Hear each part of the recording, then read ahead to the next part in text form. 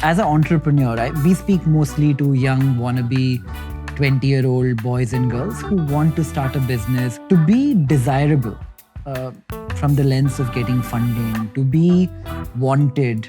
I think that innate quality, I feel like you do it very well. You want to be able to teach a young guy or girl how to emulate that.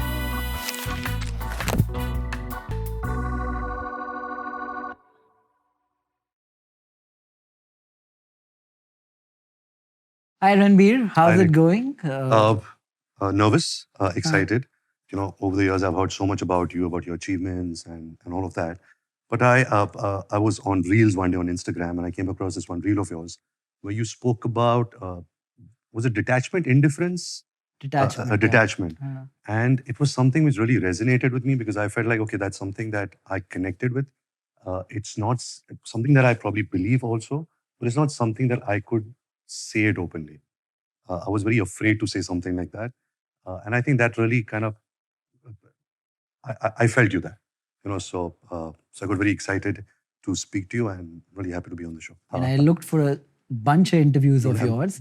For some reason, you never do one more than 20 minutes. No, because that's the thing, right? When you're promoting a film, that's the only time you give interviews.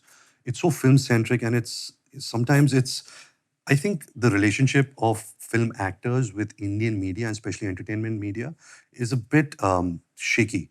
It's because you start talking to them before the film is released, and people are not really interested in knowing about the film as much as they're interested in your personal life.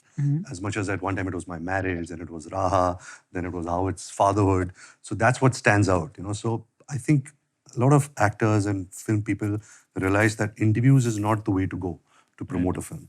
You have something inspiring to say, then do an interview. And that's what I believe in, because when you talk, you're inspiring people, you're sharing your own experiences. If you don't have anything to share, I'm not interested in talking about myself. I'm not interested in talking about my achievements or my personal achievements. But something like this is stimulating. It's stimulating for me. It's inspiring for me. And I hope like with this conversation, we can inspire somebody, with some experience. Yeah. I have a lot of curiosity around our conversations that day, and I genuinely wanted to get to know you more. So I have no questions for today. Perfect. I'll set context and say I don't know too much about Bollywood. So I wouldn't ask you too many questions about a movie or Bollywood or this. Great. And there is one nuance that I am very interested in. We all project and we depict a version of ourselves to the world. But as an entrepreneur, we speak mostly to young wannabe 20-year-old boys and girls who want to start a business, who want to build something for themselves. To be desirable from the lens of getting funding, to be wanted, to be in a room and have people be interested in you, I think that innate quality is inculcated by many people, but I feel like you do it very well. So if we can arrive beginning at your childhood up until now and try and figure out how you got to be this way, how when you interact with people, you leave them a bit interested, you leave them intrigued, nobody knows too much about your life. We want to be able to teach a young guy or girl how to emulate that. If we can capture that somewhere along our catch-up, that'll be quite interesting. So I'm supposed to like speak a monologue right now? No monologue. Yeah. You tell me a part of your life, childhood. I'll tell you a part of mine. Great. So we can go back and forth. Why don't you start? Yeah, sure. I mean, everything I know everything from you joining a call center till now. So anything before that is something I'm interested in. Yeah. Born in Shimoga in Karnataka. Okay. Dad worked in Canara Bank. So he got transferred typically once every 3 years. Moved from Shimoga to Hassan, again in Karnataka. Then went to Haryana, lived in a place called Karnal for 3 years. Great experiences. Still have some friends from Karnal. You finished your schooling there? I stayed in Karnal till I was about 6 or 7, I would like to say. Okay. Then came to Bangalore.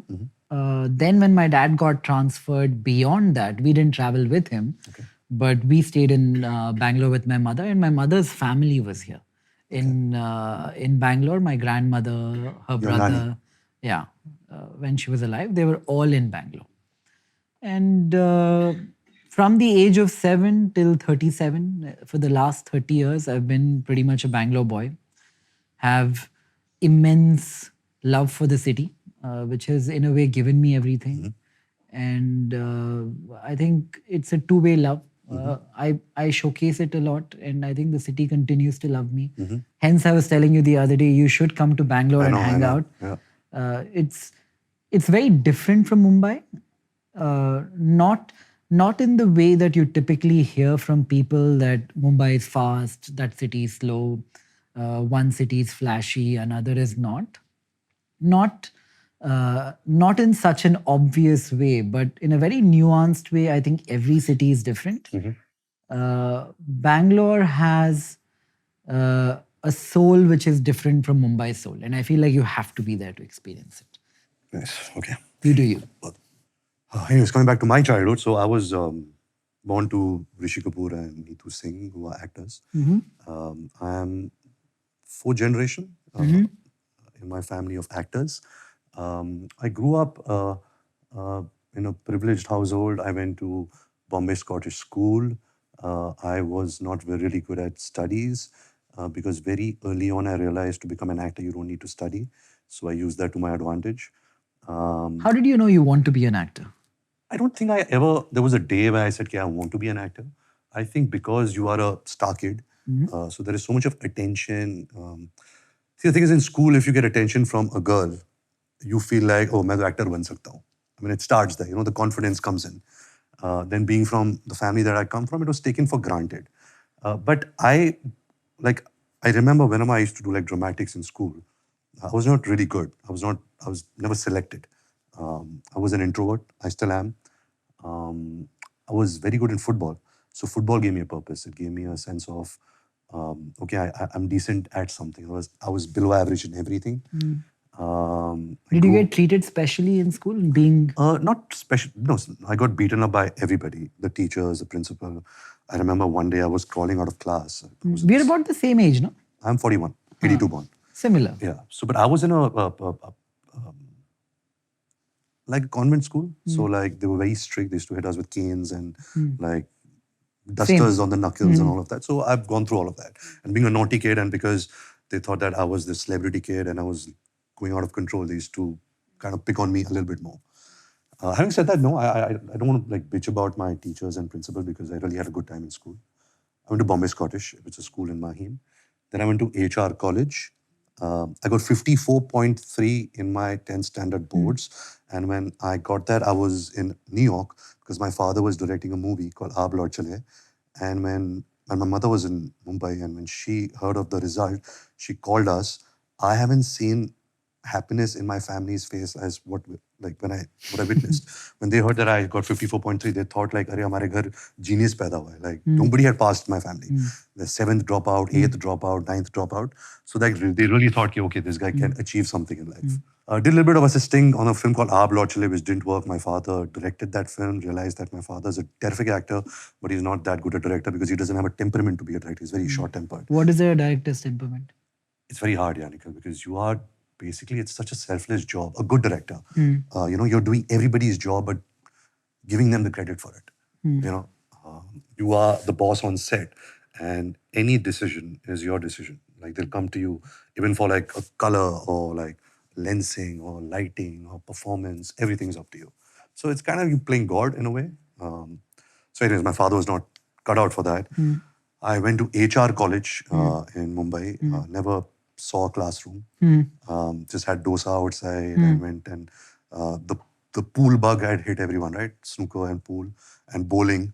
There was a very cool place called the Bowling Company which had opened in Mumbai, and that was a haunt. The 2 years of my college life I've spent there. Then I went to New York. I went to a film school called School of Visual Arts. I didn't score very good in my SATs, so I didn't get into NYU, USC, or UCLA. So I got into this school, SVA, which is pretty good. It's a graphic design school. That's what they specialize in. So did direction there. I realized that my passion was growing more towards direction than acting. Made a lot of short films, which I'm very embarrassed about. But got an understanding of how movies are made. But it's only after I came back to Mumbai, after I dropped out of, it was an undergrad course, a 4-year undergrad course. I finished all my film classes, didn't take humanity and science classes, dropped out because I said, कि मैं degree लेके क्या करूँगा? I just needed to get some experience in film. So I dropped out, I came back. My father said, I'm too young. And I suddenly started getting a lot of attention from directors and people and media. And said, go back to America, spend a year, do something useful that could help you. So I enrolled myself at the Lee Strasberg Theatre Institute. That's popular, right? I've heard of It's it. popular. They teach you the method. I'm not a really big fan of the method. But I think by then, I was very eager to come back and start work. I felt like, okay, I'd got the experience of America. It was not really the college experience, but just the experience of the exposure. Just interacting with students from all over the world, living alone. My father kept me on a very tight budget. Just to give you an example, of course, when I say tight budget, I'm still come from a privileged background, but it was enough that I could have a McDonald's dollar menu meal for lunch and dinner. So it was like $2 lunch, $2 dinner. It was as strict as that. Even though I come from a privileged background, this was... Why do you think that is? He's never addressed this or spoken to me about it, but he really wanted me to live like a student and not live like somebody who's Why do you think rich parents do that? I don't know, teach you value for money. Even when I came back and I started assisting Mr. Bansali on a film called Black, I was an assistant director. He took away my car, so I had to travel in public transport. I was not getting any pocket money. So I think he really wanted to school me in a way that, yeah, this is not life. You're too moisturized. You need to really see what hardship is. Do you think they do that for you or for themselves to show that they are doing it? See, the thing is, having a child, and now since I have a child, I also question that if I'm doing something, am I doing it because it's making me happy and because I feel this is good for her or it's for her? So that question, I'll never be able to answer, But I do feel that my father was, he was a short-tempered man, but he was a very good man. He's somebody who really loved his family, loved his work, loved his food, loved his alcohol. He was a very open person. Whatever he said, he could speak about it. Did you think of him that way from the very beginning? Like growing up 1 to 10? Nikhil never saw his eye color. I was always like this. I was just like, yes. I never said no. I was so scared. Like the movie Animal. I watched it. It was really good. Animal, I was more obsessed with him. Here, I was scared of my dad. Like he never shouted at us. He never raised his hand. But just because around us, his temperament was so volatile that it always scared me. So anybody who speaks in a louder tone from childhood, it started disturbing. My parents went through shitloads of fights, where we live in a bungalow. So I've spent most of my childhood on the staircases hearing them fight. So I was always a little scared. I was always on the edge. But I think both of them were going through a very rough patch. They both loved each other and eventually they found beautiful companionship, When my father was suffering cancer and he was abroad, and I saw the kind of selfless service that my mother was doing for him. And that kind of love was something which I probably at that time wouldn't have imagined. And in these confrontations, did you try and stop it or did you partake in any manner? Of course, many a times. And the thing is, it also happened when my sister just left for her further education. So she was not around, so I kind of felt responsible. And my mother really used to talk to me a lot about her feelings.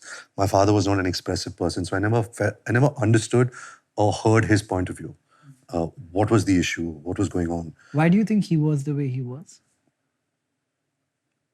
I think that generation of men are scared of vulnerability. Even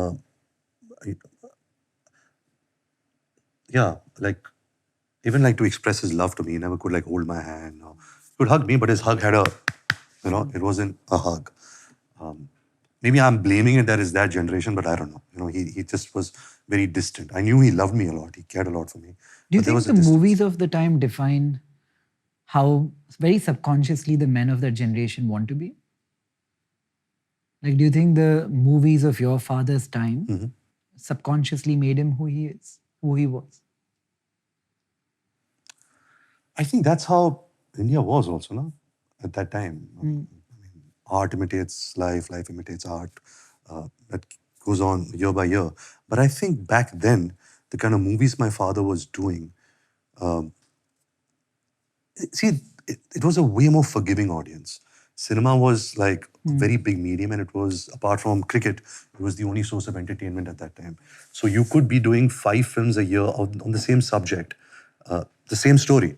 Lost and Found, it was the same thing, but they were just doing the same stuff. So they were very forgiving. In today's day and age, they're not forgiving. When you speak about a film like Animal became a huge success. But I remember when I was offered the film, and the first time I heard the story, I got very scared. I got very scared is because I've also kind of been following a career path where I'm doing good roles and trying to give good social messages. Not trying to do stuff which I kind of play the good boy, basically. Coming of age, that my romantic image that I had. So I found this very bold. I found this very adulterated.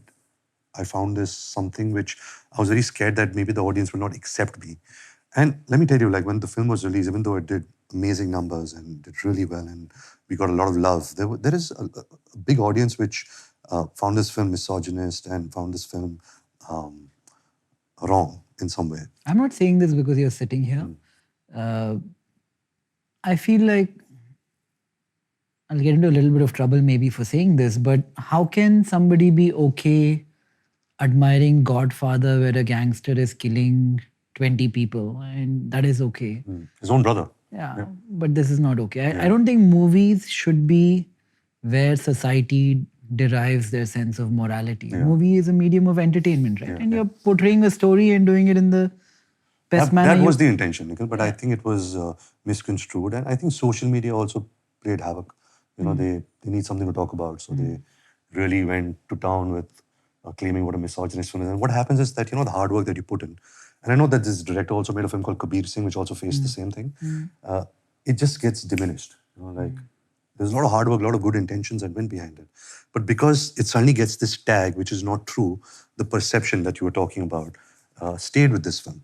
So Animal, though if you go to general public and they will really speak very fondly about the film, but there are many people who I meet who are like, you shouldn't have done this film and we're so disappointed in you. And a lot of people from the film industry.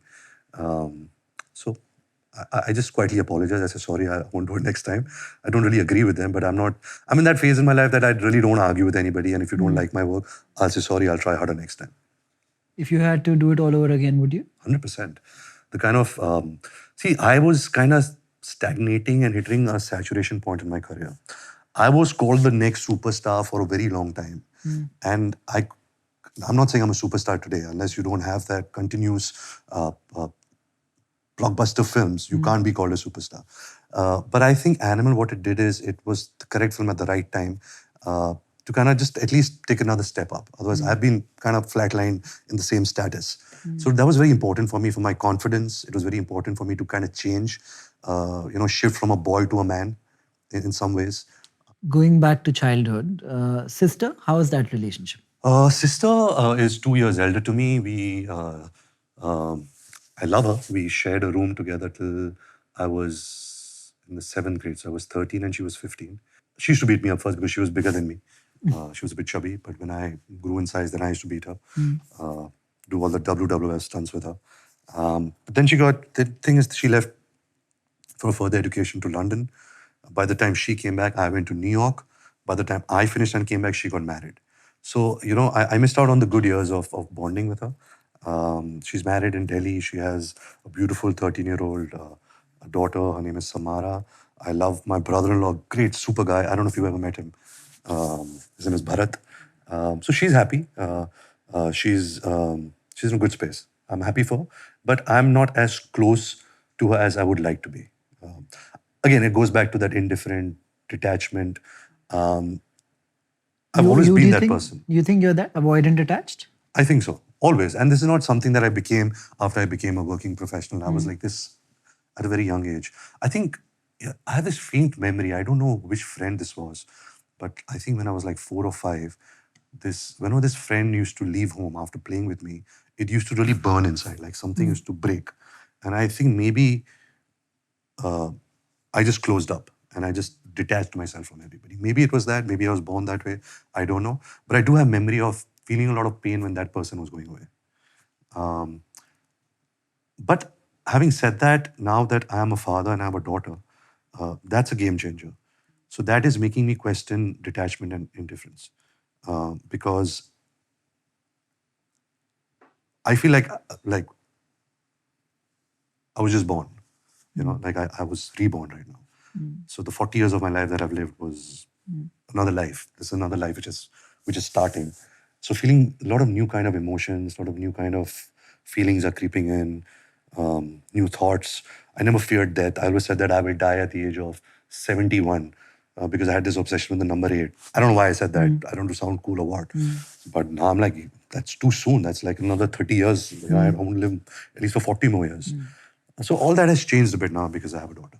What's that feeling? See, I don't know it of having a child. Will you get married though? I asked you when you said no. No intent of, I don't see myself getting married or having kids. But Nikhil, what if somebody just sweeps you off your feet and you just fall head over heels in love? Then what? We had this conversation as well. I know, but let the people need to hear this. Like my t-shirt today says, transient, that word means a lot to me. Why is that? I feel like I have changed as a person every year in the last 10 years. What I thought I wanted today has been totally different from what I wanted the next year. And I would hate to commit the present version of myself to another person when I know I'm going to change so much. I have 2 questions for you. Let me ask the second question first. So when you're 70, paint a picture, like how do you want your life to be? Apart from your professional achievements. No, I think about this all the time. I have friends. This lady from Biocon, Kiran. We live in the same apartment. We hang out a lot. She's also part of your giving. Yeah, she's part of the Giving Pledge. But she's 70, doesn't have kids. Husband passed away last year. And I keep asking her, are you lonely? Are you this way? Are you that way? How do you feel about this? How do you feel about that? I really admire her for so many things, but she seems very fulfilled in life. I don't think she is lacking one particular thing that she would have had if she had kids. She's a very complete person. I love how she's able to be a lot more altruistic in life even versus if she were to have had her own kids. It's good for society. It's good in a society with up and down to have somebody with a really high moral compass and altruism by virtue of their situation in life. It kind of negates some of the bad in society. I feel like I wouldn't hate myself if I was 70 and in her place. She's exactly 70. It was her 70th birthday last year. But would you be as open and giving as her at that age? I would be. You would be? Yeah, I mean... Would you still be working? I think so. I feel like I enjoy having something to do every day. I have at times, even when I have 3-4 days off, right? And I have no work, I don't feel happy about it. I feel like... Do you have any other passions? Outside of work? Sport or a hobby? Yeah, I play badminton sometimes. I used to play football. I go to the gym once in a while. I read some books. Once in a while, as in you have a trainer, you have a program, or you just go because you just feel like... No, I have a trainer who I've had for a long time. He's more like my social interaction of the day in Bangalore. So in Bangalore, I don't particularly, or in Bombay, I don't go out as such. So you're talking about 3 things. You at 70, sports, hobby, and will you retire? I want to know these 3 things. Retirement, I don't know. You won't. It's not very appealing to me. I'm like, retire and do what? If I had this passion in life that I have not been able to give time to, and I can go into that, maybe retire. But I don't have such a thing. I've not found anything. I would be very insecure if I didn't have to go to work for a long time. Because I find a lot of my validation from my work. And Nikhil, when you say work, it's not the companies where you're investing or what you have. It could be something new, right? Like you're not married to just the things that you're doing right now. No, not at all. Like you like to try new things, new businesses. Yeah. But I'm not as composed as, I sometimes project to be. I'm always looking for validation in the small things in life and the big things in life. Validation from whom? In Valida- success. Validation to me is there is no person who's validating me. It's somehow my own subconscious validating my conscious side. Don't get me wrong, I care a lot about what people think and what my friends and my peers and colleagues and all. And I do care for what they think of me. But that's not your inspiration. Yeah, but deep down, it's like going to the gym, right? Like if you go to the gym and work out, who are you really validating? Maybe it's your ego, maybe it's your subconscious. Well, you go to the gym, you feel good about yourself, which is healthier lifestyle, confidence, that kind of, it has a result. Yeah. But I'm saying, but if you're working, are you working because you want to be more successful, more rich? You want people to admire you? Like what gets you off? Eventually, I feel like in society, everybody is chasing status, which is differentiation from your fellow people. It has been that way from the very beginning. When there were hunters, you wanted to be the strongest hunter. When you were farmers, you wanted it. When you were in the era of capitalism, you wanted it. When you were in the era of religion, you wanted that. You wanted to maybe be the pope or high up in that hierarchy. So, like everybody else, I am chasing status. The definition of what And you haven't achieved it yet, you feel? I don't think anybody ever achieves status. So it's an ongoing process. Yeah. Like you look at some of these really great people who write books while they're alive, right? Like take Marcus Aurelius, or people who ruled the world and wrote while they were ruling the world. You like Marcus's writing? Yeah, I like a couple of his books. He talks about how what he had didn't matter while he was alive, which is unlike somebody in his position. I've not been able to do that in the manner that he has. I still Attached. I'm still attached. Interesting. While pretending to be detached and also being convinced of being detached myself a lot of the time. That's also so true. Yeah. Yeah, but coming back to you. So, sister, mother, father covered. What happened HR college time? How did everybody know pre going to New York to the film school that you're going to be an actor? Yeah. Everybody knew who I was, especially you get pointed out a lot. He's Rishi Kapoor's son, all of that. So you get attention, but because I'm an introvert, so I was always running away from it. New people, means new expectations, new friends. I started smoking cigarettes, which became a very nasty habit from the age of 17 till last year when I finally quit. How did you manage that? When I became a father, I started feeling very unhealthy. So yeah, HR college reminds me of smoking because it was the first time I bought a cigarette packet. You share with your friends and you smoke outside and you feel grown up and all of that. First time that you're wearing your own clothes, wearing a school uniform. Yeah. I've always been a fashion guy. Yeah. You're starting a sneaker brand. Nikhil, I've been talking about this actually for many years, for actually 10 years. I've been a sneakerhead since I was a kid, into basketball and baseball and American sports. Used to travel a lot to New York. So I'm very passionate about it, but I'm very scared because I don't know India as well as I should. I don't know the market. I always question it that how come we don't have a Zara and H&M? How come we don't have something with such a big consumer market? How come we don't have that? So yeah, I am planning to start a brand. It's been a couple of years that I'm working on it. A lifestyle brand, essentials, something which... Streetwear. I think streetwear is a bit bastardized now. So I think I would like to call it essentials, like what a white t-shirt should be like, what jeans should be like, what a white shirt should be like. And of course, sneakers is because I love sneakers. Right. Who are your favorite sneaker brands? Always an Air Jordan fan. I like the three, the white cement the most. The collaborations are good. So an Air Jordan fan. I know sneakers have also hit a roadblock right now, with especially the Jordans and the Yeezys. So somebody has to come up with something new. The prices are dropping now, right? Majorly. So yeah, I'm learning. I don't want to. I just don't want to be this. I don't like this word, but this celebrity brand which tried and failed, because so many of them have failed. Having said that, my wife is a very successful owner of a brand. She started a toddler and children wear brand called Edamama. And it happened in front of my eyes, and she was just amazing. The fact that she chose to do something like this. And she worked through lockdown, and I saw the marketing genius that she was. I don't think I'm a marketing genius.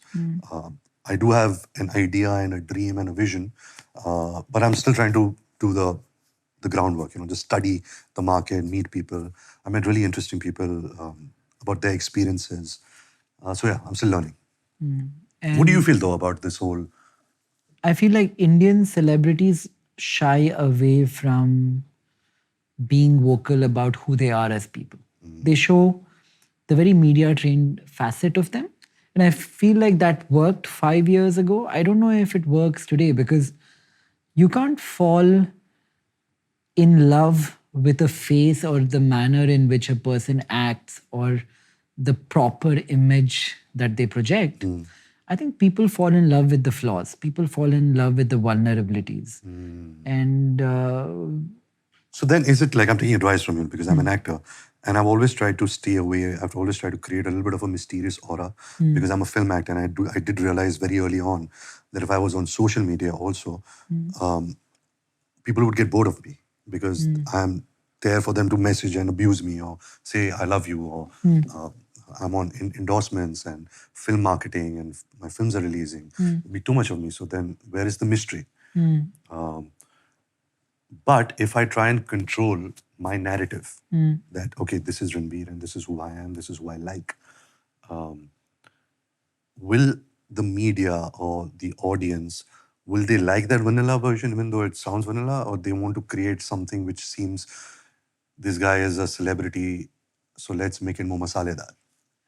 I feel like if the real version of you, with the flaws, the vulnerabilities, the strength, all of that is depicted in a manner which is truly organic to you, I would assume like there will be some people who will troll you and dislike you and all of that. But net, if you then sell sneakers, I think more will sell.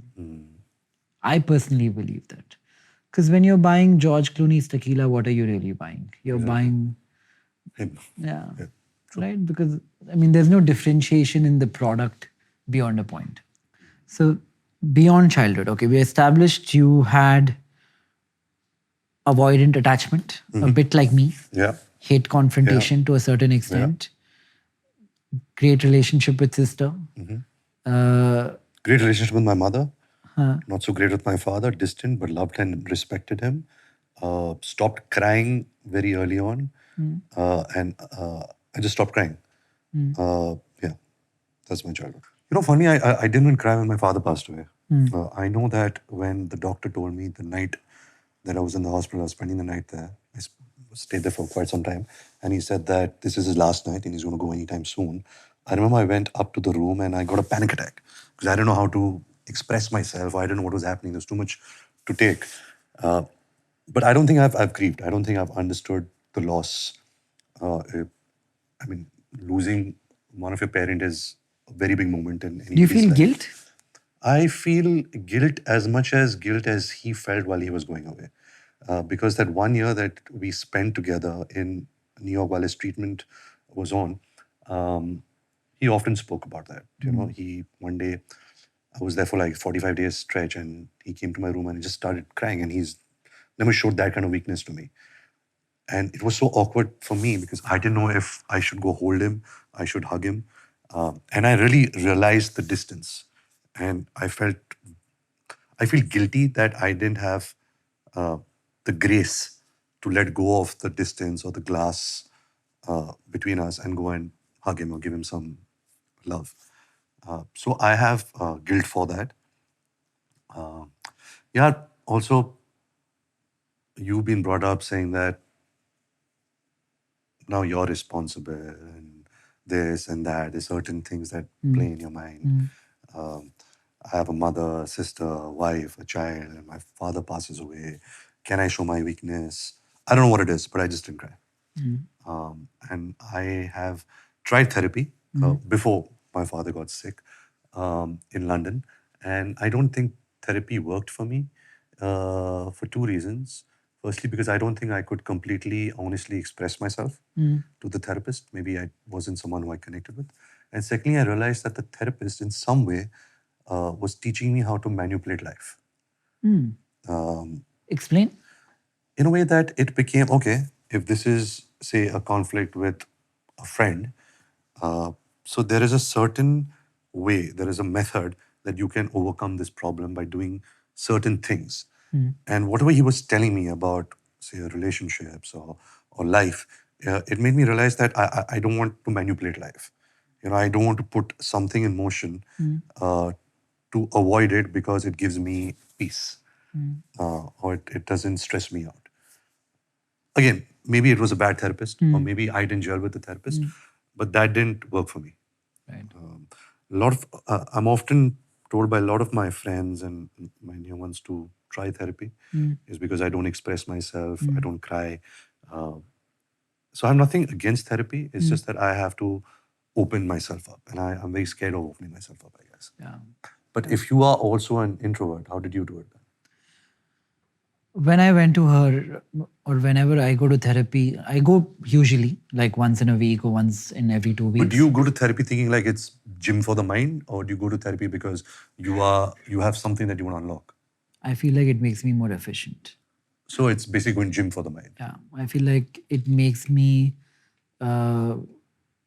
perform better even at work. There's often things that sit in my head and I make them bigger than they actually are. And somehow she puts it in context. I say it myself, and these people put it in context. Like, same example, guilt, right? This is something I deal with all the time. My dad passed away recently, like 3 months ago, and abruptly, like we were not expecting it. The emotion that I dealt with right after that, and even up until today, is I can't look at his picture. Because then I start thinking, we didn't live in the same house. I started living alone when I was 17, 18 years He's old. obviously seen your success. Yeah. He's super proud of you. And all. Yeah. We're a loving relationship. Like, never had a altercation, very supportive. But we didn't spend a lot of time together. I would go visit him once in a week, once in 2 weeks, once in a month. The guilt of not having done enough as a son. And it also so happened that when he passed away, because it happened abruptly, I was not here. I was traveling. It's a weird experience. I was in Dubai on the way to a work meeting somewhere else. And when I got the call from the hospital, my mom said, we're rushing him to the hospital. And just before I boarded the flight back to Bangalore, the doctor told me he's not making it. Like, actually, I boarded and just before taking off. It's a 3-hour flight to Bangalore? 3 hour, 3.5 hour flight to Bangalore. And then you land in Bangalore, there's traffic. And then you take. So by the time you landed, he was still alive? No, he was gone. He was gone while I was on the flight. And the doctor told me that they were not able to revive him. But the guilt started becoming exponentially bigger from that point. Why am I not there? He was there for me when I was a kid. He was there for me when this, when that, when all of that. That's not logical, no? This guilt? It's not logical, but it's there. It's not logical, but it's there. And why did I not take him on that holiday? Why did I not do a bunch of things which just make me feel guilty? Why was I not nicer to him? Why did I not go to that one function, one puja where he wanted to take me in his hometown in Udupi? You think your brother was a better son? He's elder, right? He's older, but he had an even worse experience because he was in Thailand at that point and he was not in town. He was not in town and he could not get there for a day and a half. Oh, shit. So when we were sitting with the body, right, and he took a day and a half. He was trying frantically to come back, but he just couldn't. And there were no flights, and the fastest one he took, and he did all of that. I think he felt a lot of guilt himself too. I don't think he expressed it, but these are small things which blow up. Like, after he passed away, we did, there are so many prayers, right? Hindu Brahmin family. Like every day there were prayers for 3-4 hours in the morning. You go to a river, you go to this temple, you go to that temple. Day 13 of my dad passing away, which was 3 months ago, somewhere in Jan. Day 13, we went to 8 temples in one day in Udupi, in his hometown. We said we will go do the last 13th day in his hometown. We did that, came back to Bangalore. Day 15, brother has a stroke. Oh. And then back to the hospital. And while brother has a stroke, sister-in-law. So we're a tiny family: father, mother, brother, his wife, and their one kid. While Nitin has a stroke on the 15th day, his wife is in Dubai getting treated for cancer. She had stage 3 cancer. What's happening, man? Yeah, I know, it's crazy, right? The sequence of events is ridiculous. And because she's getting treated for cancer, she's bandaged up and they've done something. Doctor's not letting her fly back. And Nitin has had this. So I'm in the hospital then again with Nitin for 3-4 days. I think his guilt, I don't know how much of a part it played in his stroke. Has to be something. Yeah, but these are all It's too such coincidental, yeah. Yeah, these are all such tiny, tiny events in a sequence.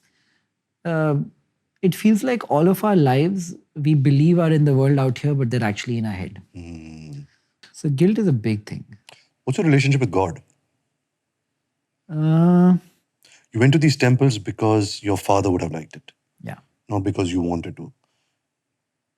Okay, let Yeah. me rephrase that. But when you're at the temple, what's your communication? At that point, wherever dad is, let him be happy. Pray for that. So you are speaking to somebody.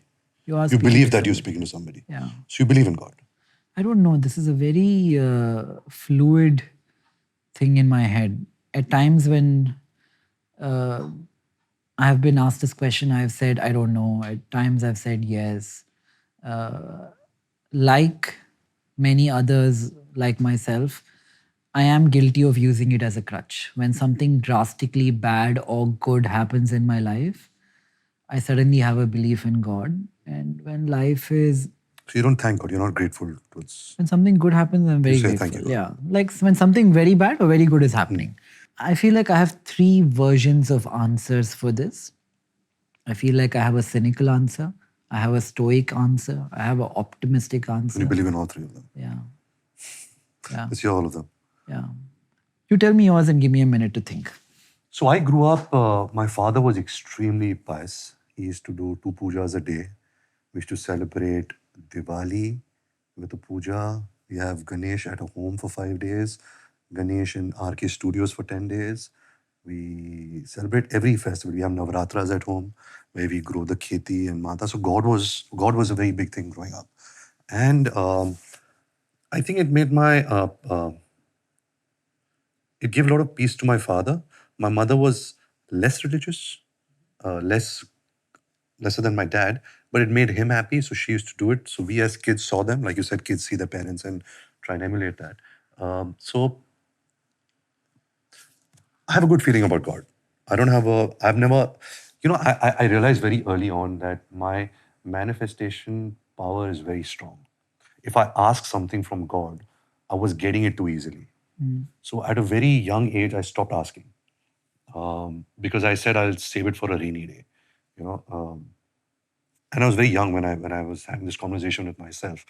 But I think since then, every night I say thank you God and I go to sleep.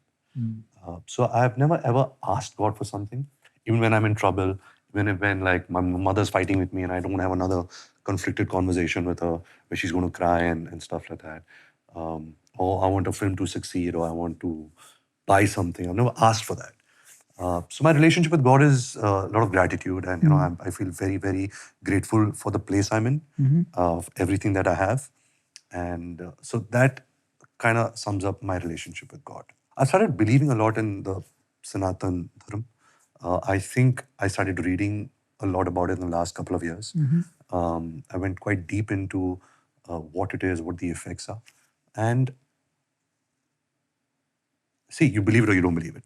If you believe it, it's like hope. It's like giving yourself a good system, good values. Now, you could teach your child, I'm giving an example of my child, I could teach her values that I have kind of made up with my experiences. Or I can teach her the values of what we all know, what God wants or expects us from. And I think there's something good about it. I feel when I sit for puja, I feel connected. I feel there's some connection. I feel good about myself, the good energies. I do yoga, chanting every day for an hour. And when I'm hearing the mantras that my guru's reciting, I feel good. I believe it. So I believe in God. I feel like I have been so lucky in life that it's unlikely if somebody did not like me. But in organized religion, I find the hypocrisy so much that I don't know what to think about that. Like, I'll give you an example. I go to temple sometimes. Whoever can afford it, or some popular person or whatever who comes there, cuts the line, goes in, people are waiting. Like, I just don't, it doesn't sit, the entire thing doesn't sit well with me. I'm like, what is it? Because somebody has paid more money, they get access. Somebody wise said this: whatever is higher in your list of beliefs, in that hierarchy is your God. Nice. Yeah. So then who is your God then? I'm trying to think of my list of beliefs. Work. My mother was a music teacher. For her, music is God. What's yours? Thinking. You can say it's work. Work is worship also. So, and something wrong with it. I don't know if work is it. I don't know. Interesting concept though. I have to like really. Have you ever like, spoken about God in any of your podcasts? No. I haven't spoken about all of this in any of my really? podcasts. Okay. Yeah. I've never. Because it's always like a subject, right? We're talking about AI or this or that. This is more like life. So I'm speaking a lot more about myself than I have ever. Who do you look up to? It doesn't have to be a family, anybody. Yeah. So typically, see, I grew up where I had these spikes in my life where things worked for me in different spikes. I feel like people who I considered my mentors on paper when I was growing up and I didn't have access to them. When I met them in person and they became my friends and I had access to them like I have today, you start seeing that they're a bit like yourself as well. And you realize, okay, I saw this facet which was exaggerated through that lens, but he has his own flaws, weaknesses, positives, advantages like me. So the mentor mentee thing somehow doesn't appeal to me in the manner like it once did. But have you met Warren Buffett? I have, yeah. So what do you feel about him? No, I think brilliant. Like all of these people, Bill Gates, Warren Buffett, a lot of these people are brilliant in their own way. But would I want to be like them in every way? I don't know. But there are facets of different people that I find appealing. Yeah. Do you like Michael Jordan? Yeah, I like Michael Jordan. Do you like Messi or Ronaldo? I like Messi. That's a very cliche thing to say because he seems like the nicer guy. Listen, I meet a lot of people who love Ronaldo. Really? Of course, it's changed in the last 1 year post the World Cup, but it was quite 50-50 before the World Cup. Are you hungry? We'll eat also. Yeah, we can eat. Harsh, can we eat also? Yeah. Give us. Yeah. What do you think is wrong with society today? If you had to paint them in your lens, what would you change? I think judgment. It could be any order, but let me just start with judgment. I think people are too quick to judge. And I'm seeing it in my own family members, my own loved ones, my own friends. Very easy to judge, very easy to kind of pull someone down. Building on it. I'll ask you a parallel question as well. What do you think of men's mental health today in society? There is a broad belief that men are not in society. If there were 10 men, 10 women, 10 could go to war, 9 could die, 1 would come back, and society would propagate. And it is not cool for men to play the victim card like it might be for women.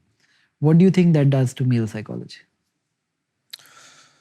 In the last few years, times have been a little. The thing is, you can't even comment so freely on this topic anymore, because somebody picks up something and that just becomes a trail of you being anti-feminist or being a male chauvinist. So I just feel for anybody, if it's a man or a woman, if they're not well mentally, there is no shame in taking help. There is no shame in crying about it. And the people who love you will understand it, and the people who don't understand it don't love you. So how does it matter? So it doesn't matter what people think. Do you think it's harder for men today than it is for women? It is harder for men today. That you're saying regarding mental health and to address it. Yeah. 100%. Not just address it, but they're worse off than women. If I were to grade society on the mental health scale of 1 to 10, I don't know if it's worse for them. Listen, women in this country are also really oppressed, like really oppressed, and I see it in the city like Mumbai. So what happens in India, we don't even know. yeah. So it'd be very unfair to say that men are more And I think oppressed. we're both a bit jaded by virtue of our surroundings. Exactly. Right? Yeah, I would feel that. But I think I have close family members who are going through mental health problems, and they're very open about taking help. And my family is very supportive about them taking help. And I think mental health is something that it's nice to kind of tackle it also quietly with a lot of grace and not really don't use it as an excuse, to not do things or not be a certain way. It's a problem. Find a solution. Keep working at it. Take love and care, but don't make it an excuse. Right. I think a lot of people make it an excuse. Yeah. Play the victim card too easily. So what happened in life beyond New York? We can go back there.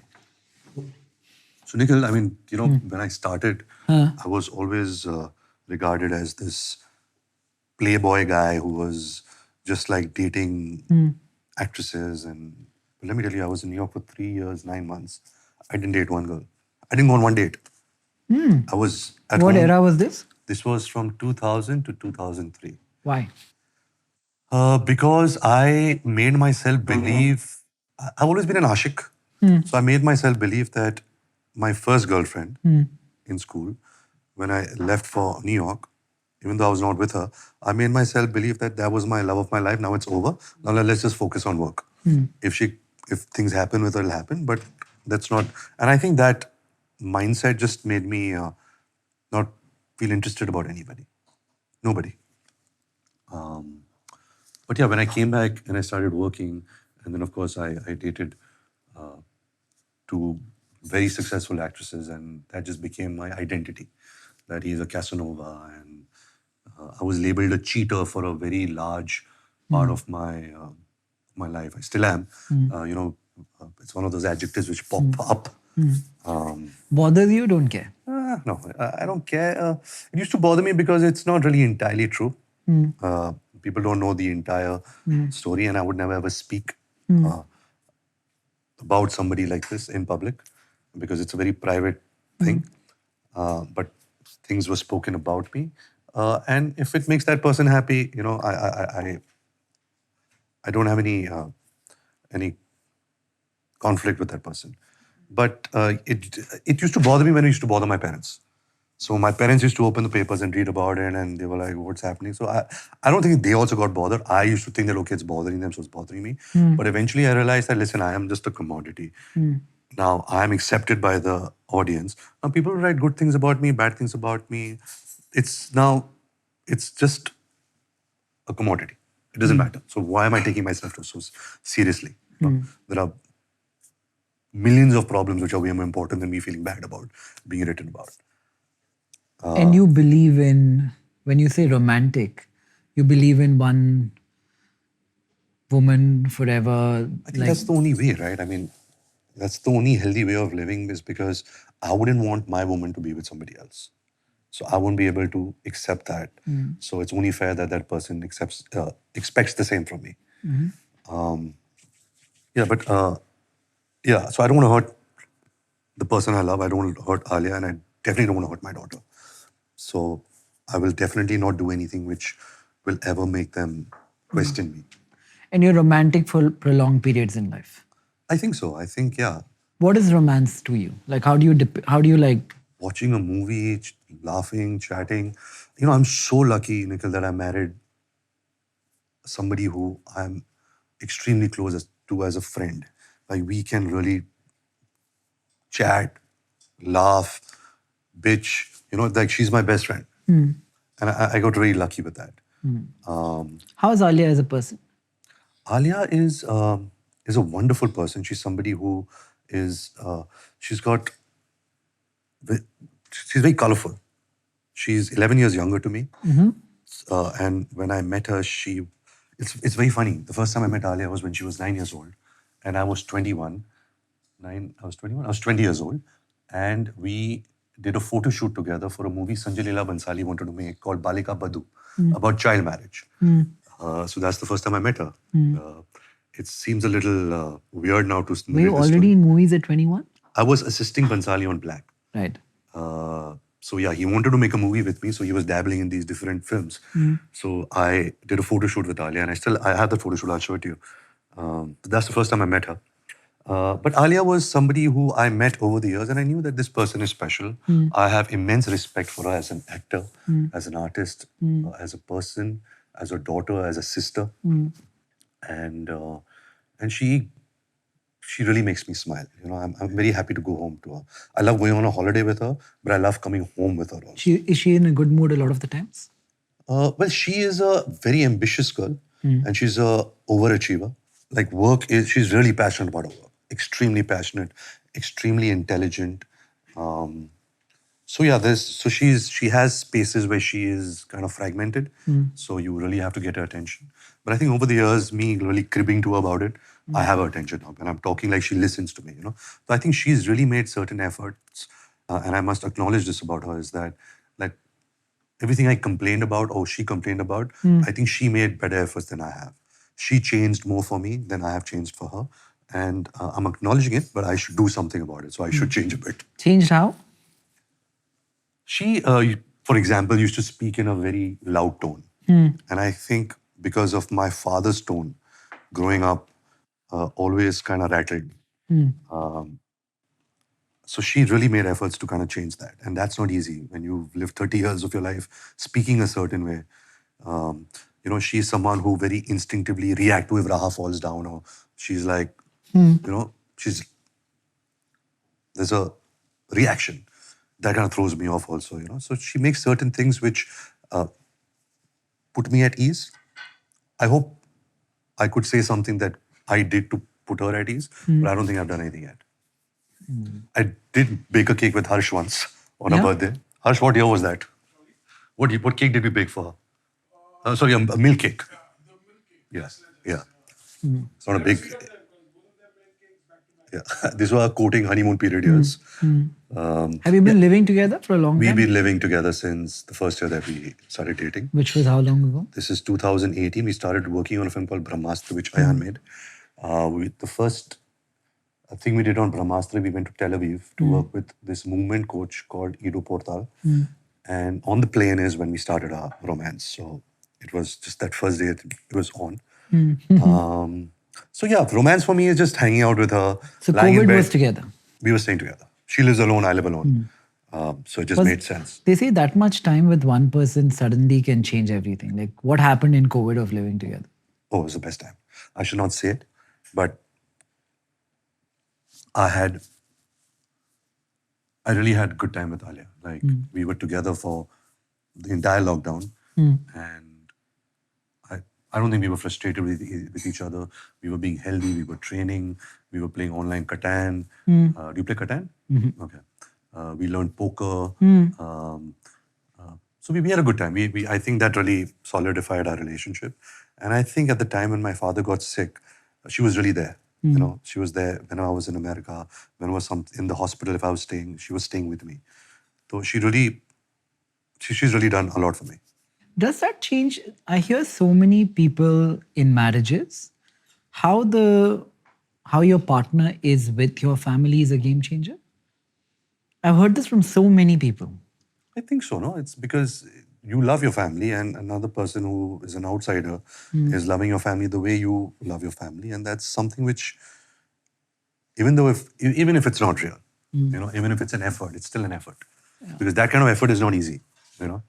And to continue doing it, it's very rare that everything just falls into place, no? Everyone just gets along. So it's always an effort. My mother and Alia have a very good relationship. They're very honest with each other. More honest than I am with my mother, Alia is with my mother.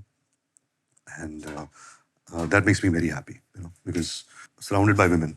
My mother, my sister's daughter, now Alia, Raha, and they're just the best women in the world. So a lot of female energy around. Should we get the food and then Yeah. continue?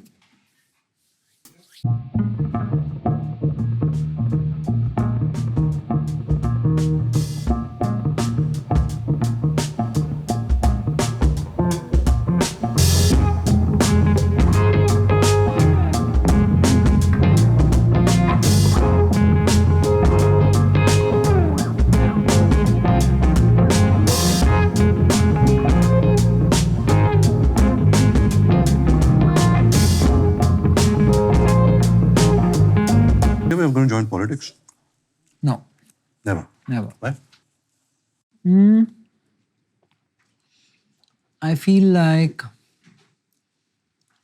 growing up, I've been a rebel without a cause kind of a thing. Politics requires for you to work in a certain structure and speak a certain narrative, which you might or might not necessarily agree with. And I don't see myself being happy in that kind of a role. I don't think so. That's actually the totally honest answer. But you think this could change after 10 years? The role? Or your perception about what you think you feel about politics? Today, I don't think so. And I kind of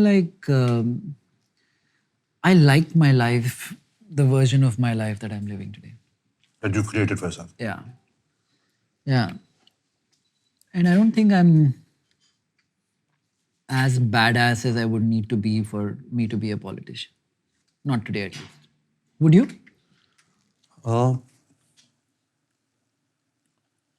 Politics. No. I think I like the world of being an artist, creation. I like that. I would like to die trying creating things, direct movies. I know I'm not cut out to be a producer. I tried producing one film called Jagga Jasoos, which didn't do well at the box office at all. But I realized that it's a skill set which I don't have. And so it's very easy to say कि आप politics join करोगे, आप ये करोगे, क्योंकि you're kind of successful in the field that you're in. But everything requires a skill set, and I definitely don't have a skill. I'm not a people person. So I think with politics, you have to be a people person. Yeah. So I'm not that. For the entrepreneurs watching and who want to be in your industry, what innate skill set does one need to be a producer, a director, an actor, or any of the other roles in there? So each, you're saying an actor what it needs and producer what it needs? One inherent trait. I think in being a part of movies, two things which I've realized is very important is patience. Very important. A lot of people just want to just be successful, and especially with social media, that 15 minutes of fame and all of that. But to really have a long career in the arts, you have to have patience. You have to wait. You have to have the quality of sacrifice. You have to sacrifice something, maybe your friendships or family life or a great lifestyle or travel, something. There has to be sacrifice. Now, if I take the professions, to be a director, you have to be extremely selfless and giving. To be a producer, you have to be a people person. I think a producer is somebody who could be a politician because he's really getting this 200 people together and giving them a belief that we're going to create this and inspiring them and making things happen. And as an actor, imagination, childlike imagination. Don't let that run out. Don't become cynical. And the question I asked you first, as a guy or a girl, how do you appear interesting in a room? How do you walk into a room, make an impression that leaves people wanting more? Nikhil, I've never had a problem with that because I don't want to be noticed. I'm that guy. I'm very happy if I'm not the most important person in the room. If there are 3 other actors who are getting more attention than me, I'm very happy as long as it doesn't come to me. I'm the guy that, when people used to say roll number 28 and you have to say present, Miss or Ranbir here, I used to stammer. Because I was like, each time I called Domino's Pizza for a pizza and they asked me, what's your name? I had to say, Ranbir. Because I was so low on confidence. So my confidence has become better. But I'm very happy not being the center of attention. And handsome is what a handsome does. Yeah. I mean, if your work is good, if your intention is good, your work ethic, that's all you need. No? What else do you need? So you finished college in New York, and then? Then I came back, like I said, and my father said, too much attention, go back, do something. You're too young. I was, must be like 20, 21. Spent another year there, trying to come back. When I came back, every director in the film industry wanted to launch me. But I was a big fan of Sanjay Leela Bhansali. And I'm like, every director wants to work with me. Why isn't Sanjay Leela Bhansali offering me a movie? So I was like, maybe he's not aware of me. So I went, made a resume, and sat outside his office. Didn't tell him who I was, whatever. And I waited. He was not there. I left the resume. I went home. He called me the next day, and he, of course, reading my name, understood who I was. And I told him I'm a big fan. Devdas had just released at that time, and I loved Devdas. Hum Dil De Chuke Sanam. Big fan of that film. And the first day when he met me, he said that I want to make a film with you. And so ambition was achieved right there. But that 1 year or 1.5 years I spent assisting on Black with Mr. Bhansali was actually the biggest film school of my life. Because he was a very hard taskmaster. We were working 14, 15 hours a day. There were 10 other assistants, and because I was who I was not some special kid. I was like everybody, and he was very short-tempered. So we used to face a lot of anger coming our way, and I think that really hardened me. It really prepared me for anything in life. And then Savaria happened, which again was a very big disaster. And in hindsight, I'm very grateful that it didn't do well, because that also prepared me for life. So I had these 2 setbacks starting on. Of course, I was accepted as an actor in a way that, okay, this guy has potential, maybe he'll do something. Then I had Bachna Hai Hasino, which kind of just played on to that image of me being a Casanova, because the character was that. But I think... Is that a bad thing? I feel like this Casanova thing really works. Well, it's not about good thing or bad thing. It's not the truth. So again, it was not a perception that I was playing or a PR game I was playing. It was just... I was the new young kid, right? Everybody was married and all the superstars, and so they had to kind of write about somebody. So anyways, then I think the big film or the big moment of my life in my career was when I did a film called Wake Up Sid with Ayan. It's the first time I met Ayan. But then I realized that, I remember on the 3rd or 4th day, I've spoken about this a lot, but Ayan came to me after 3-4 days of shoot and sat down and said that you're ruining my film because you're playing this part like a hero and this is a character. And something just clicked, like, okay, today in cinema, you can play a character. You don't need to always play the hero. You don't always have to play the quintessential hero. And I think that really helped me in my next few years of the subjects I chose.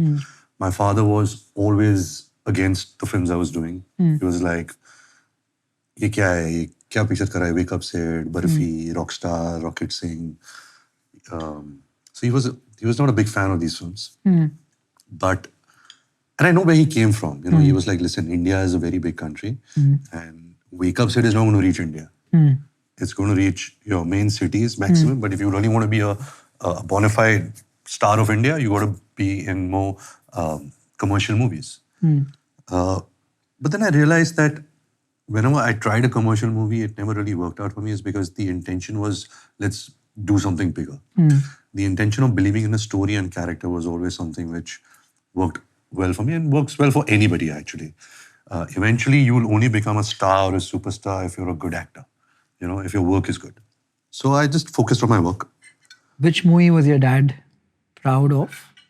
I think the first movie he was proud of was 2 movies. One was Ajab Prem Ki Gazab Kahani, which I shot simultaneously with Wake Up Sid, and which I at that time was looking down upon. Because Wake Up Sid was this cool film with young filmmakers and young ADs with walkie-talkies, and Ajab Prem Ki Gazab Kahani was directed by Rajkumar Santoshi. He's a very, very prolific director. But all the assistant directors were elder than him. But today I have so much of understanding of what the effect of that film is, more than a Wake Up Sid. So he was part of Ajab Prem Ki Gazab Kahani, and there was another political film I did called Rajniti. I love that movie. Yeah. Also, I guess because these were big hits, so that's why he also liked them. And then right after that, I remember when he saw like Rockstar and all, he called me and said, "वो end में क्या होता है? वो लड़की जिंदा है कि मर गई?" I don't think he got that film. When he saw Barfi, he said, "हाँ, तू acting तो अच्छी करता है, but अभी now do some more popular movies." Jawani Diwani, he didn't understand, but he understood the success of it, so he was very happy. And then I guess when he saw Sanju, he was very happy. These are the films he liked. I guess the commercial successful films. I unfortunately did a very bad film with my parents called Besharam. We all 3 were part of it, but it was really a bad film.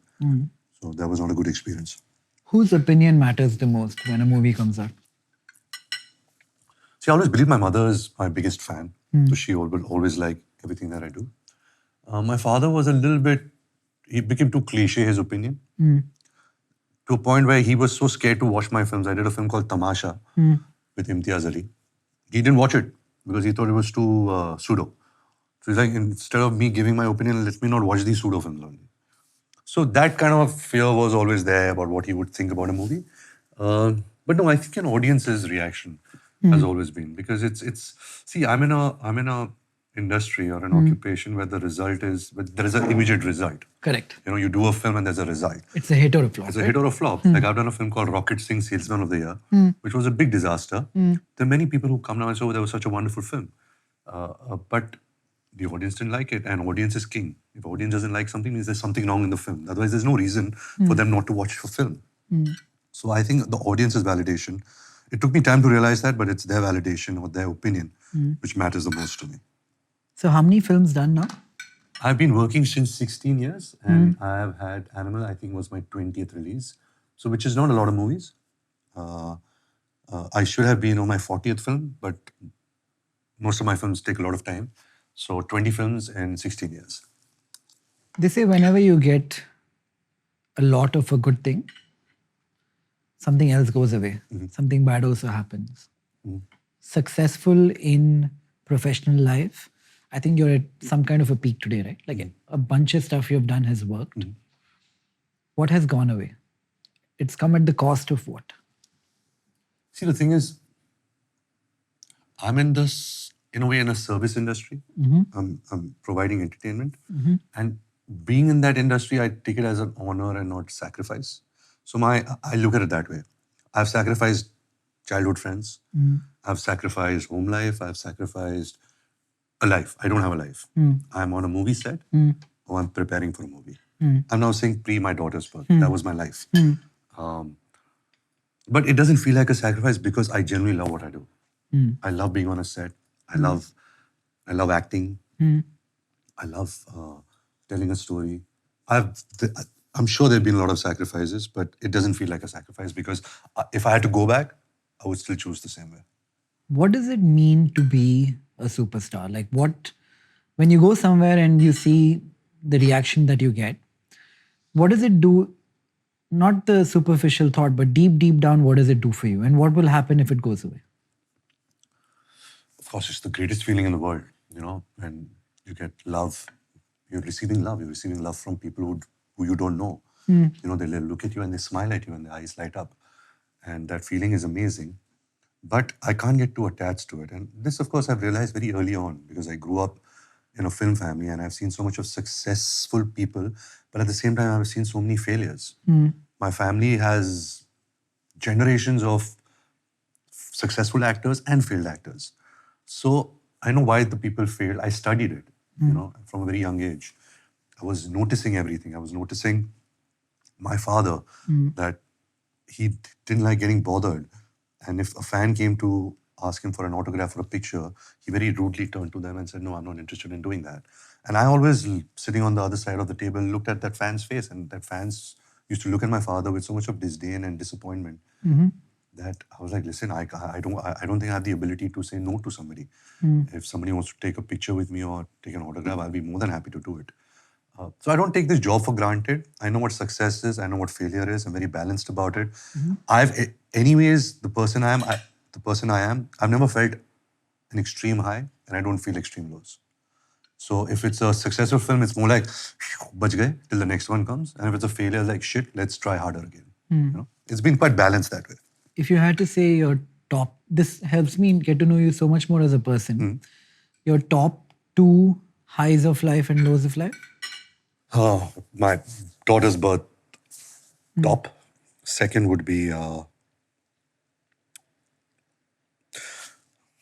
my life, you're saying. Or you're saying What is professional? the feeling, daughter's birth?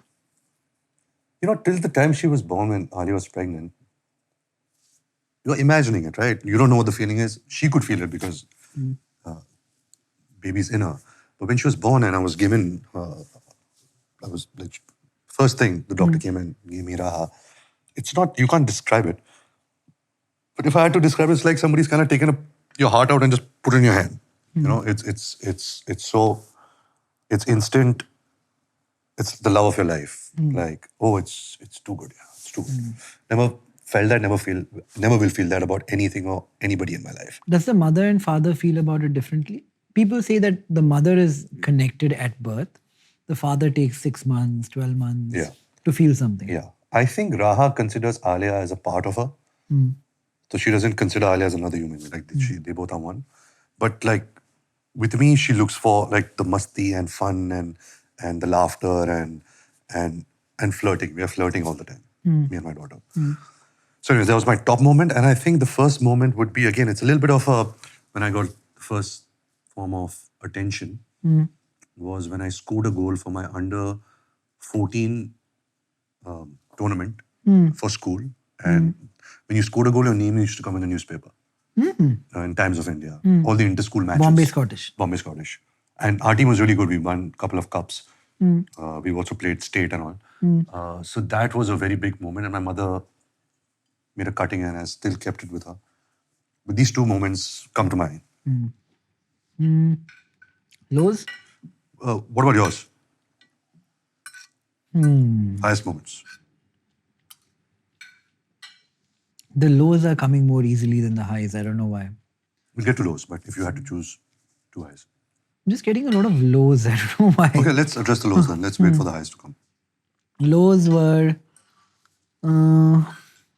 guilt around dad, recently brother's thing, a little bit of a... Have you faced failure? Yeah. It's like the life of an investor bar trader is the life where you fail 49 times out of 100. Or failure in a way that, okay, I don't think I'll be able to come back from this. Not in the recent past, but historically. But you have in your life. Yeah. I've gone like... So when you're a trader and you're starting off, like you start with a small amount of money, you trade like mad, right? Like you buy way out of the money options if you don't have enough capital to do trading another way. I'm talking like 19, 20 years ago now. You build up enough of a corpus over 1 year, 2 years, 3 years, and then you lose it all in one day, where you go bust. I've had that happen a couple of times. Not in the last 13, 14 years, but before that. And your second low point? Regarding your brother and your father's. Yeah, dog, I think. My dog passed away. What breed was he? Boxer. What is his He was name? Hobbs. He was with us. Yeah, he was with us for 11 years. Hobbs. Hobbes. Hobbes and Okay, Hobbes Calvin and- and Hobbes, Calvin like the comic. But he was not like a dog. He was, I don't know how to describe him, but he emoted, he knew. This is when you were living with your parents. This is when I used to go on and off see my parents. I was not living with them, but I would see them maybe every Sunday. And still you felt so much attachment. Yeah. The dog was with them. Yeah, the dog was with them. That's crazy. Yeah. It doesn't make sense though. There's something about that dog. He was not a dog. He was like, Hope. no, he was just like, he knew what you were feeling. Like boxers have that sad face. You know, they never like, they have that droopy mouth thing happening and they have those big eyes. You have a sad face. Yeah. Good way or bad? People say I have a sad face. Yeah, but there was something about him. Even now in my office, in my cabin, I have his picture. Because, I don't know, sometimes you come across dogs who are not dogs. Low point. I think when I go all in on a certain company, I'm okay if it succeeds or fails. But if I feel like there has been misrepresentation of some kind and I have allowed for myself to get swindled is a harsh word, but carried away, that troubles me. Relationships are hard. Breakups are worse. I feel like 1 or 2 breakups are right up there. It's hard when you're with somebody and you share so much love, and after a point, if they were to be angry, I think that anger is tough to reason with. Those have been hard. Yeah, I feel like whatever I feel like I could control, I had some power over, or I could control my interaction with that event. And I didn't do something about it. Those are the lows. Things that I can't control at all, I'm not. It's not in your control. Interesting. My lows would be passing of my father, and similar. And second would be a heartbreak in one relationship of mine. So 2 of that. There are many, but that's what comes to mind. Did you get your high points yet? No. Not coming, huh? Come on, high point. I have a very pessimistic persona in life. I rehash my flaws in my mind a lot more than the pluses in my mind. Like I'm my worst critic to such an extent that when I've failed at something is significantly more vivid in my memory than when I've succeeded at something. Makes sense. Yeah. In a way, that should be that way. You know, if you want growth. It's conducive to growth. I don't know if it's conducive to mental well-being overall. So you're into tattoos? Little bit, like 1 or 2. What does this say? Shalom, peace in Hebrew. So you just have one tattoo? This says be here now, a book I read. I had this tendency in life to procrastinate a lot. I would be like, what will happen in 10 years? What will happen in 15 years? There's this author called Ram Dass. He wrote a book about saying, live today and not in the tomorrow or the yesterday. And at that point, it resonated with me a fair bit. And I got this thing. Will you have any? I just got one, my daughter. I always wanted it, but never found anything meaningful. What would you do if you weren't afraid? If I? Weren't afraid of anything. No fear whatsoever of judgment, society, family, all of that. So you're saying show a version of yourself that you are afraid of. Something about you. I don't know, man. I don't know what my insecurities are also. Like, will I be in a lot of pain and anguish if my movies stop doing well and I don't get opportunities? Money has never been a driving force. I really go by this one line I had read. I think it was G.K. Krishnamurti had said it. Jiddu. G2? Jiddu Krishnamurti. G2 Krishnamurti had said. I don't know the exact quote, but it goes something like, you see, the reason why I'm happy is that I don't mind what happens. So I don't mind. Like, if I'm in pain, if I'm feeling sad, I will feel sad and I don't question it. I'll go through the beats of it. If I'm happy, I'll go through the beats of it. So I don't mind it. It's fine. You know, and I really believe in that philosophy. Jiddu is brilliant, by the way. I love him. Do you feel you live a life of contradiction like he speaks of? Like, Of course, we all do. We all do. what is the contradiction in your life? Especially when you're in a marriage, you know, you have to let go of your personality. You know, I'm sure she is also letting go of her personality. We're kind of adjusting to each other, trying to make it livable for each other. Any marriage is doing that. So you have to let go and you have to adjust and you have to sacrifice facets of it because it's impossible for two people to like each other the way they are. So, what is the ultimate drive in life right now? If you were to be given a wish unrelated to family, A professional wish? a professional or a personal wish unrelated to family, if Ranbir today can wish for one thing, what would it be? I'll wish for my father to come back so I can spend more time with him, speak to him, have conversations with him. Do your parents, like, does your dad show up in your life? In your personality? Like, do you often do something and feel like this is so like my dad? Yeah, I think so. Now I'm feeling that, you know. Certain things like how he used to yawn, I yawn, he makes a certain sound. So there are a lot of things that I started believing that I emulate him. But my personality is more like my mother's. You know, she's been someone who's very calm and happy, and you know, so it's more like her. Who are your friends? Like, if you were to name your 3, 4 best friends. So I have two best friends. So one is a new one, Ayan, who I met during Wake Up Sid. And there's another guy called Rohit Dhawan, who is David Dhawan's son, Varun Dhawan's brother.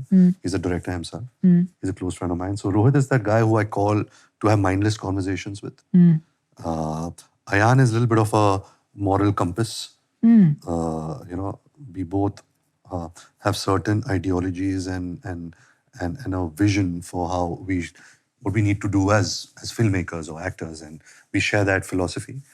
So we're kind of in ways pushing each other to reach that. You know, if something's doing anything wrong, make sure you say it like it is and don't pussyfoot it.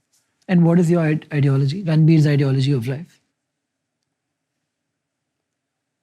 I think honest, good work, original, and I think it's misconstrued here, but acting and making a movie takes a lot of effort. It's not just glamorous, you know. It's not just driving a sports car or like romancing, you know, heroine. You know, it's a lot of hard work. So to continuously do that for a long period of time, it's very hard. I know Mr. Amir Khan. When I meet him now, and I met him 2 years back, and he was in tears. So what happened? He's like, I've spent 30 years of my life, and my only relationship I have is with my audience. I don't have a relationship with my children. I don't have a relationship with my mother, with his ex-wife, who was his wife then. And that's what this profession takes. You know, you have to give it all. So the endeavor is also to kind of balance a real life with your real life, and not get swayed by just ambition. You know, I don't want to get swayed by ambition. Right. Of the 3 Khans, I'm guessing there's significantly senior. What do you think, if you had to like pick one thing from each of them, what would you pick? Interesting question. We'll start with Amir Khan. His work ethic, I've seen him at work, and it's a lot of work. You know, his work ethic is just amazing. Labor, you know, he's laborious and he does the work. Shah Rukh Khan, for his giving nature, he'll talk to you and he will make you feel like you're the only person in the world. Yeah.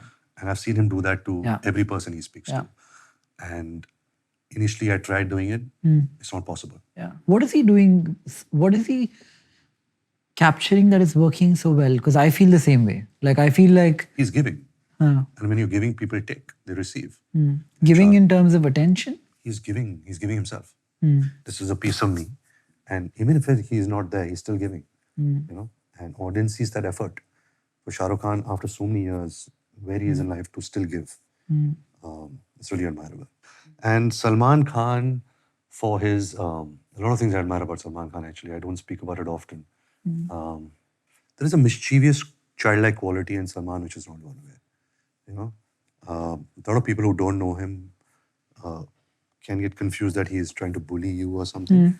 But he's got a childlike quality. Thank you. It's an interesting bottle. Is this? Camel Black. What is that? Camelback Shoot. It's a bottle of. Oh, the brand Camelback. Okay. They make decent bottles. If you had to term this chapter of your life something, like these 2 years of your life, what would the chapter be called? Wow. Chapter. Do you have an answer for yourself? What next? What next? So you see, what next is because it's not enough. Because I You're feel like bored I'm. and I need more. I need to achieve more. I need to spread my wings wider. I need to reach out more. I feel like I'm transitioning from a very stock market heavy role to a very longer term investor kind of role. I'm actually enjoying that. Like each time I invest in a new industry today, it could be any industry, right? It could be like clothes, it could be consumer, it could be coffee, it could be manufacturing, it could be EV. It gives me a high to walk into a completely new field where I know nothing and then be taught. And When you give somebody a check, do you feel arrogant about it? no, You don't feel arrogant. not at all. The opposite. I feel like once somebody has taken a check, they have the right to be arrogant with you, which is often the case because they're nice. It is the to case, you. yeah. If Nikhil Kamath is investing in their company, it is a big deal for them. No, also very consciously, people are nicer to you before they get funded, not after. Right? But that process of working with new industries, I find very exhilarating. Like, and deep down, I have learned one fact of my life is learning alleviates anxiety and validates me. There's something about learning. Like, I might not be paying attention to the book in my hand. I might not be capturing any of what it says, but having it in front of my face for an hour before I go to bed makes me feel better about myself. It's not the book. It's the act of even attempting to learn alleviates anxiety for me. Pratigya. Do you spend your money? Yeah, I But spend like money. at holidays and travel. Yeah, holidays, travel, Are you into cars, things. properties?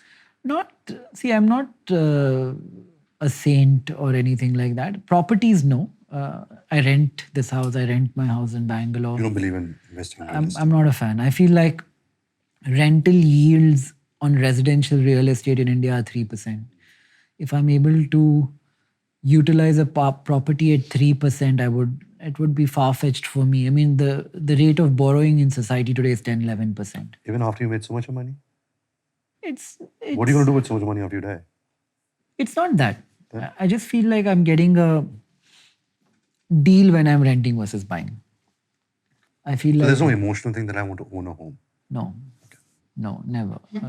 Cars, no. Like I have cars. Are you fond of cars, like sports cars? No, I don't have any Ferraris or Lamborghinis or any of that. But I have nice cars. I have like whatever BMW, Merc, stuff like that. But I don't have. Let me put it this way: I don't have anything that somebody on the street would turn around and take pictures of. Are you into art? Yeah, Indian art? Indian art. Favorite Indian artist? Souza. Souza. You have a Souza here? No, don't have much art here.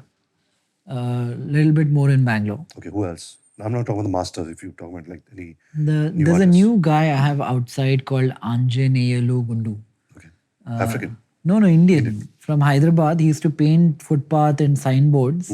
Somebody sent him to art school and now he's become like a really big artist. What's the name again? Anjaneyalu Gundu.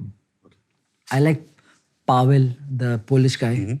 I have a whole bunch of his. I have like 20 paintings of his here. Nice. I like Vaikuntham a little bit. I like Guy Tonde. I like Jamini Roy. I like Taib Mehta. Indian artists, I think, are growing.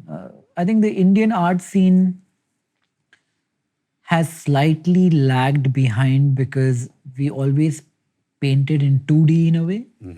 Western art was more three-dimensional in nature. But I think a lot of new people are really picking up. I'd love to do something in art. I don't know what. Are you envious about anything? I'm not envious about anything in particular, but I know how big a part envy has played in my own life. Okay. Your journey so far. Yeah. I feel like Who are you envious about? of circumstances.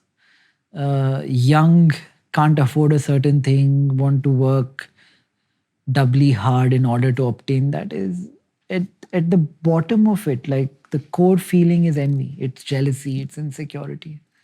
I think society misrepresents insecurity to be a bad thing. Insecurity, in my opinion, leading to inaction is a bad thing. Insecurity leading to action is good thing. generally conducive Yeah. to a world governed by capitalism for sure. What are you insecure about today? See, I'm really not insecure about my work.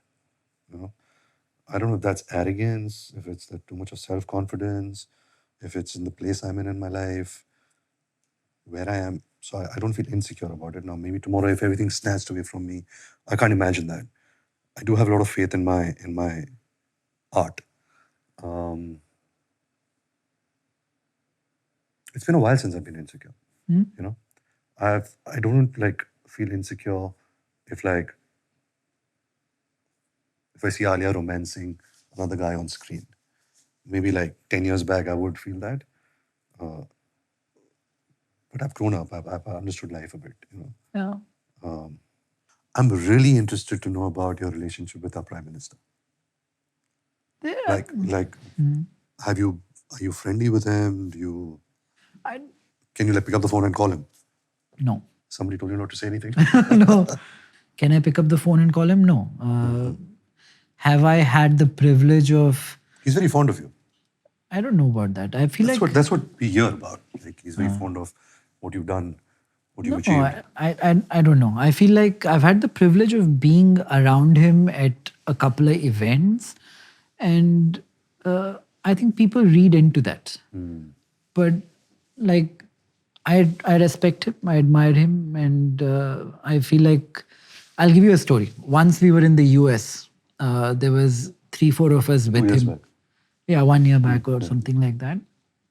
And we were in Washington for 3-4 days. And You were traveling with him or on your own? no, I went there on my own, but he was there.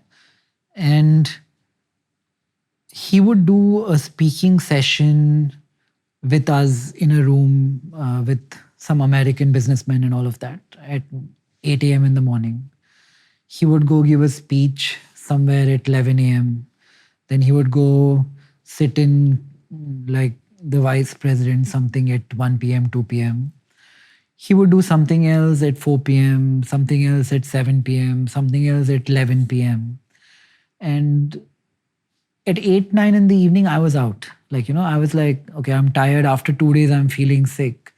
He was then going to Egypt to do the same thing all over again. I think It's crazy. his energy at his age Something else. there's a lot to learn. I feel like there's a lot to learn from everybody, and there is definitely so much to learn from him. And I feel like privileged to have had Seen him in such close quarters. yeah. There's a lot to learn from him, but no, I don't think he would pick up my phone. Nor do I have his phone number. Should we try? Nor is there any such kind of a thing. No. Yeah, honestly, I wish they were, but there isn't. The leader of the country, and I am just me. Right? Yeah. What about you? What do you think of politics? What do I think about politics? I don't really need to think much, but I know that when I met our Prime Minister, all of us went to meet him 4 or 5 years back. A couple of young actors and directors. And that's of course, you see him on television and you see how he talks. He's a great orator. But I remember the moment that we were sitting and he walked in and he got this magnetic charm about himself. And he came and he sat down and he spoke to each person something so personal. Like my father was going through treatment that time. So he was asking how the treatment is going and what's happening and all of that. He was talking to Alia about something else, Vicky Kaushal about something else, Karan Johar about, like, everything was very personal. And that kind of effort, you see in great men. Yeah. You know, when they put that effort. Yeah. He doesn't need to. Yeah. We spoke about Shah Rukh Khan. Yeah. And the many achievers who put in that effort. And that says a lot about that person. Yeah, he has aura for sure. And it's a tough job being a politician. Not just him. I think for every politician out there, we see one side of it. But I think to be in their shoes is very It's hard. very hard. Super hard, man. I would not give up my shoes to be in those shoes. That's why when you asked me earlier politics, I said no chance. I like my shoes. Is there a reason that you have your initials on your slippers? Yeah. So, like I was telling you earlier, I feel like craftsmanship, Indian brands making it big abroad. I'm being like totally for that. This is a local Indian brand which has access to the best kind of leather, the best kind of craftsmanship you can find. They cost maybe like $10,000 to make. They feel 10,000 rupees. yeah. Is that a lot? No, it's not. To like a cost price of a No, they sell it to me for that much. I don't know how much they're actually, making it but for. they feel better than a foreign brand like Gucci or LV any day. Really? And you can actually feel the leather and compare. I feel like there are so many options like this in India. This is already in market? Yeah. What's it called? This is called Curo, Cuero. And where is the brand from? You know how I found them? On Instagram. Like it just sponsored thinking. Independent Indian shoemakers. They didn't even make chappals. So Instagram's kind of listening to us, so Yeah. it will pop up, right? So I don't need to Yeah. worry. Yeah. But I think this is the way forward. Like Sabco, the coffee brand, Yeah. I just invested in them. I feel like their coffee is better than other countries' coffee. Have you tried it? Yeah, of course. Yeah. Awesome. Yeah. But I think Sabco has potential outside. I feel like these guys have potential. There's a brand I'm looking at, haven't invested yet, called 1111, which makes shirts using Kantara, Bandgani, crazy good designs. Again, Indian independent. There are so many of these blossoming brands. I feel like it's such a easy switch. What novelty are you getting buying a Gucci t-shirt or a Balenciaga shoe? Society. Yeah. And here, like, somebody has spent 20 hours using their hand and making Craftsmanship. something. The fabric is significantly better. The leather is significantly better. The coffee is significantly better. I feel like if we all were to switch a little bit like that, net result would come back and help us in our own way. Because you will build something, right? You'll start a sneaker brand tomorrow. I'll start something. You'll buy more of me. I'll buy more of you. Net helps the ecosystem. Yeah. So the chappal is a product of that. Yes. And I don't think it's that What are the hard. 3 health hacks that you've discovered all these years and you think is really helpful? I think Sleep. sleep is the number one. And you're not an afternoon napper or can you nap in the afternoon? I can if I try, I'm sure, but doesn't happen very often. Okay. I try and break my day up in a way that 8:30 in the morning till 3:34 I'm stuck with stock markets. I typically try and go to the gym at 4, work out till 5, and then do meetings and the investing stuff and all of okay. that. So you have a long day of work. But it doesn't feel like that. A lot of So when you this say work, you're 7 hours, you're doing stock market, so you're just in front of TV on the phone? in front of computers, not on So the you're phone. not on the phone. No. Most of my conversations with my colleagues is on chat. Okay. What app do you use? Google. Yeah. So we use Google Mail, Google Drive, Google Chat. Everything's on Google. Okay, so sleep is one. Then? What am I having actively? Omega-3. Yeah. Everybody seems to think there is something in that. Are you And taking cold showers, ice baths? I want to. I tried it like, I'm trying to like buy ice, put it in the bathtub and then try it. But I'm lasting like 40 seconds or something. It's not bad. Yeah, Have you 30. done cryotherapy? I've tried. You must work out like proper. You know, I've still, because of this new project that I'm going to start soon, I've really changed my style of workout, because before it was like dumbbells and pushing and chest press and protein and all of that. I'm working with this uh, really interesting trainer. He's from Korea. His name is Nam. And he's really holistically changed my perception of training. I train with him 3 hours a day. In the morning, I do mobility and stretching and cardio from 11 to 12. I'll sleep in the afternoon for an hour, and then I'll train from 5 to 7. And that's usually strength. But I'm doing such new things, and which has nothing to do with machines or weights. It's body weight. It's a lot of pull-ups, a lot of squats, a lot of deadlifts.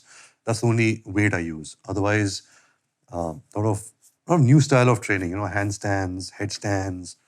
So I'm enjoying it. I'm bored of just pumping. 3 hours a day is a lot. It is a lot, but I'm doing it because I'm preparing for a role. What is the role? They haven't announced the film yet, so I don't want to say it.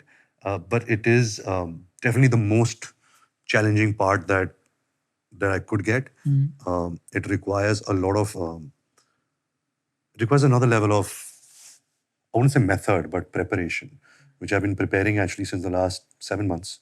Wow. I haven't shot a movie since 8 months actually. So this has been like a paternity leave for me. Who do you think, if you were to categorize somebody as competition you really look up to in Bollywood, who would it be? So my age group are below me, right? I wouldn't say the Khans or anything because, though when I started, I was like, Amitabh Bachchan's my competition. Why should I say, the new guys? No, they're such fine actors. I like Vicky Kaushal's work a lot. Ranbir Singh. Yeah, it's the opportunity and the film. I've realized that you have an actor which you don't quite appreciate right now, but him in a right film at the right time will just change it for you. But as of right now, 2 actors that I really like is Vicky Kaushal, Ranveer Singh, and I like Karthik also. I think Karthik has something very charming on screen. He's got a charming personality. Is it tough to be in a profession where you, in a way, get the result of a lot of work on one particular day? Like you put in 1 year of work, 2 years And of it's a work. span of 10 seconds, Yeah. right? बोलेंगे क्या बकवास picture है, Yeah. Yeah. Waste of time. Or they're like super film, on to life. It's just that. So that's why I say always, ke bach gaye or on to the next, because you cannot take that seriously. It's a lot of work for 1 year. We are making this film like we are saving the world. That's that kind of intention. But the result is, and I've seen it break people, man. Like being a part of movies is an industry of mini heartbreaks because your heart is, it's what, 3 or 4 films work in a year. Right. And usually one surprise film or the big ones, 3 or 4 out of 30, 40? I would say out of 80, 80, 90. So 5% success. Yeah. Whoever has come into the movies, they always lose money. Yeah. Can you make money in movies? Not as an actor, but as a person coming from outside? I think the new corporate system of financing films and owning IP is also been a game changer now because of OTT, because of social media. So IP is a big game right now, as it is everywhere. But yeah, I think if you have the lion's share, if you finance a film, you will make money.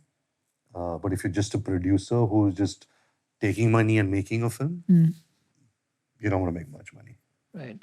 It's very hard. Yeah, I feel like I meet so many people who are investing in movies. How many of them actually make money when you ask them? It's just a passion thing, Yeah. That's what they just want to be part of the movies. I feel like it's tough to compete with businesses where people are doing it for passion. I believe the same in restaurants. Very hard to make money. In restaurants. Yeah, passion. Any closing thoughts? This has truly been, you feel, it happens to me, sometimes when I'm acting and you're very tired and you give a shot and you've really given something from inside and you're not aware of what you said, and you go home and you wonder, what did I say? But something has left you in somewhere. So you feel a little weak and drowsy. So I'm feeling a little weak and drowsy. I hope you've not spoken rubbish, but I mean, it's really an honor to be around you, to speak to you, and you showing so much of interest towards me, my work, and my life. It's been a pleasure. No, Thank you, man. Thank you so much for coming, and we'd love to see more of you. We'll figure out how we can do it. We'll tell you topics that might resonate with you, so we can start the conversation here, but over the years we'll do a lot more. Done. Thank you so much. Thank you guys. Thank you all. Thanks all.